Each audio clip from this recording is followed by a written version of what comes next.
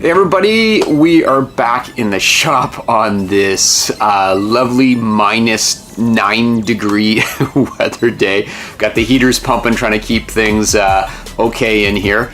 And what we want to take a look at today is a turbo relocation. So I had been fabricating up this one spot for the turbo, and I'd just been thinking about it over and over and over again. Do I really want it there? Is it going to work? Do I need to route the plumbing in all sorts of different ways? And then kind of had seen some different photos and stuff around how to run the Subaru turbo on the front of the engine, facing straight up, and some other different kind of setups that people have done with a kind of more of a front mount turbo location. And I think I have enough space on the car to do so. So if we take a look at what we've got on the car now, I've got a rig here where the turbo is kind of all set on the back. It's got some mounting points here, and the idea is to be able to run the usual up pipe location coming up the side of the engine and route it through here and coming into the turbo. Our inlet is on the front, but then I'm going to have to try to do some fancy kind of routing of the outlet up to the intercooler and some things along those lines. And one of the things that I've been looking more and more at the renderings and the way that we've got, and we're doing the body style, is that I think the turbo's sitting up too high this way. So kind of there's a plane right at the bottom of the suspension locations where it's kind of the bottom of the narrowing part that's coming down on an angle coming straight through here. And I don't think the turbo's going to fit in this location. It's just going to be in the way. The other thing that we have is the exhaust. Now the exhaust itself, we put the catalytic converter on the back before going out the exit here. We thought it'd look kind of cool with the glowing red in the end of the tailpipe, and then just a small MagnaFlow muffler on here. And even if we were able to get this right on the back here, I'm going to be hanging quite a bit just sticking out the back of the vehicle, and I want this kind of pulled back in more so that it's not protruding a long ways out of the back of the car, and there's just not enough vertical room here. The other thing is this muffler. It is a performance straight through muffler from MagnaFlow.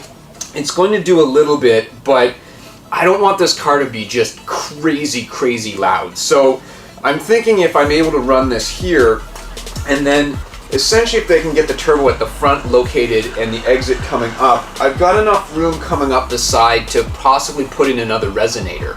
So a resonator coming up the side before it turns here and then coming through to try to just baffle the sound a little bit so I'm just not screaming out the back of this. I think I'll have enough troubles with the good old cops in just wondering whether or not this vehicle is legal as it is, and if I'm, really super loud exhaust, I don't want to get any kind of fix-it tickets from it. So I think I should have space to do some kind of resonator coming up, and then back in around and plumbing down through here. So that's going to be the goal. So I need to do a few things. So number one is, I can pull this harness off here for the turbo, and I'm going to need to find some different mounting spots on the front and just checking kind of the sizing of everything out there. Is it going to fit? I can probably hang some connection points because the turbo's heavy, should be held with the headers, but I want another hanger off the front of the engine, and since I don't have the power steering pump there, I believe there's some connection points that I should be able to bolt on a bracket to help just with the weight on the front of it. Now, the engine and transmission are all in place with solid mounts. So there's solid mounts all over the place, so I don't have to really worry much about the chassis mounted pieces versus engine mounted pieces. There should be very little flex and vibration between the two. Probably gonna have to do a little bit of a flex piece somewhere throughout the connections in here, just to make sure if there's any kind of wiggle that can take some of the stress. But generally speaking, everything's pretty solid mounted onto the chassis. So first steps I've got to do is clean up a bunch of stuff around the car. I've got some basically great big SUV and pickup truck jack stands that I'll be able to raise the car up and get about 2 feet off the ground. That lets me get in underneath and play around with it in there. So, but to do that, I'm gonna have to make some adapters to my jack. My jack's not gonna reach that high, so I need to do a little bit of fabrication on that stuff so we can get the car up and take a look at what kind of space we have. So that's the next step.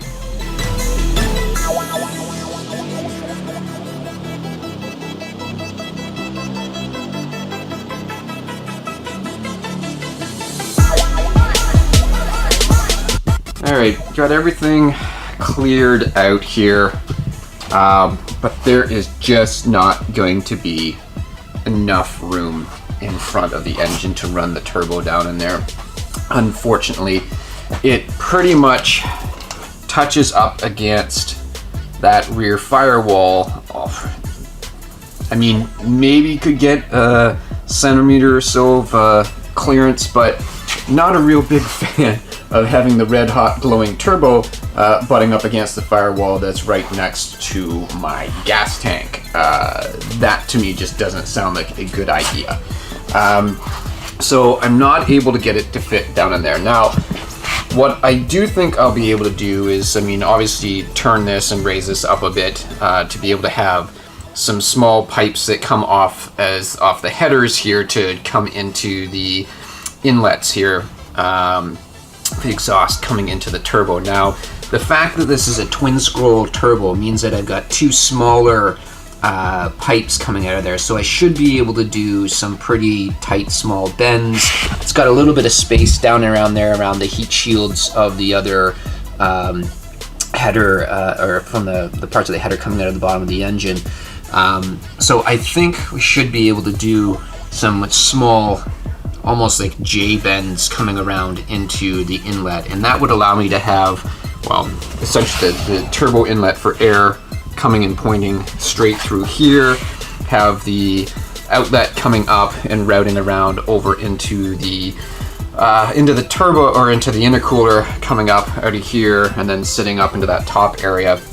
And then it should allow me to tie in out of here, which is typically the down pipe, to route up in through here. So the cardboard is my makeshift axle. Obviously it's not going to be that thick, but I should be able to then get essentially some 45s and stuff and run them through here and have enough clearance with the axle, bring them up and around here at the top, and then over and into the exhaust running down the back. So I think that's going to likely be my best routing plan. So next thing for me is to get this turbo propped into place, and I've got, you know, the bottom flange here that the turbo bolts onto. I'm going to find a way to be able to essentially have it fixed mounted onto the chassis with bolts, so I can come on and come off as that kind of that whole assembly. And then probably just weld these straight over, and then it comes onto the flange here as well as kind of a couple of pieces, and maybe put a couple of flexes in there. But I should be able to get that pretty much fixed mounted on the chassis, do the flex pieces in the small pipe here, then everything else can be hard mounted onto the chassis as it goes all the way back out and through the exhaust. So I think that's going to be my best bet. So next step is getting this thing somehow positioned into place where I can at least just weld on a couple of things to hold this flange where I want it, so I can take the turbo off and actually get all the bracketry all finished up in there. So we've got everything all just kind of tack welded, holding up that bracket in place for the turbo to kind of sit right in here. This is the max droop of this, so I'm not going to hit on my O2 sensor in here. It's got room to be able to run my wiring out of it. So we've got everything tacked in. Next step is take this turbo off. It's only held on with a couple of nuts on here. Take that off, remove it out, and then I'll build some bracketry around that's likely going to tap into these rear structures here to be able to hold everything in place. Alright, I'm going to share a little pro tip for you here. So this is a little trick that I learned when I was working on the Batmobile, and there's times where you need to anchor bolts into tubes, chassis, pieces of metal that you want a little bit more secure than a riv nut, right? Riv nuts are great, but if you really need to torque something down the riv nut, it's gonna spin on you. So what you can do is you actually take a washer and a nut, you kind of secure it on with the bolt on the back, and then you weld the nut onto the washer. Then simply drill a hole large enough for the nut to go through, and then you've got a flush mount to be able to put your washer on. It sticks up a little bit, but it gives you a welding surface then to weld around that nut to get it in place. And then you've got a secure nut that is not going to break off. It's welded to the steel underneath and secured into the chassis. So I'm going to get those welded in. I've got a couple of my stands to go over to here where we'll tack everything in place and then do some finish welding. After a bunch of fabrication, we've got the mount in here. So we've got 2 support bars bolted to the bottom frame, and then we've got another stay over here to move it from, basically any kind of 3 points that we have for allowing it to move around. So it is on there as solid as could be. So a little, small up pipe or side pipe, whatever you want to think about it, is going to connect from these two to these two. There's a little bolt-on point that comes here. So we've got a flange here for the old up pipe that used to come on there. It'll now connect direct in and weld onto here. Now the idea here is the fact that I put these all in as slide bolts, so I could slide this on, connect all the points, and then the down pipe will connect onto the back and then head up through past the axle and up over on the top and into the exhaust area. So last part is just to bolt the turbo in place. And that should have it. So there we've got the turbo all sturdy in place. I should have enough room here to do a 90 for the air inlet. Got my outlet coming up here to be able to go over to the intercooler. And then we've got down pipe bolting on back here to then allow us to exit up. Exit from here, up and around above the axle. So that should give us enough clearance there. It should be high enough to be able to have the oil drain lines go back into the top of the oil pan. So all that stuff should be okay.